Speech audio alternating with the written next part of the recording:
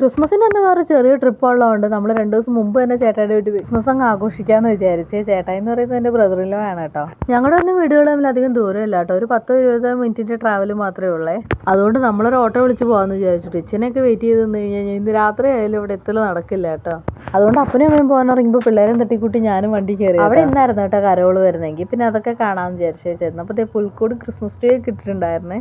പിന്നെ അവിടെയുണ്ട് 3 കുരുപ്പുകൾ, ഇവിടെയുണ്ട് 2 കുരുപ്പുകൾ. അപ്പം പിന്നെ ബാക്കിയുള്ള ബഹളം പറയണ്ടല്ലോ. പിന്നെ ഇത് ഏറ്റവും ചെറിയ കുഞ്ഞു കുരുപ്പിനെ എടുക്കലും സ്നേഹിക്കലും ഉമ്മക്കലും കെട്ടിപ്പിടുത്ത് നോക്കിയിട്ട് അവനും ഒരു വഴിയായിട്ടുണ്ടായിരുന്നേ. പിന്നെ ഈ സ്നേഹപ്രകടനം നടന്നുകൊണ്ടിരിക്കാനായിട്ട് ഇടയ്ക്ക് തന്നെ 1-2 കരോളുകളൊക്കെ വന്നിട്ടുണ്ടായിരുന്നു. കരോളും കണ്ട് ക്രിസ്മസ് അപ്പൂപ്പനെയും കണ്ട് ഡാൻസും കളിച്ചപ്പോഴത്തേക്കും പിള്ളേരുടെ എനർജി ഡബിൾ ആയിട്ടുണ്ടായിരുന്നേ.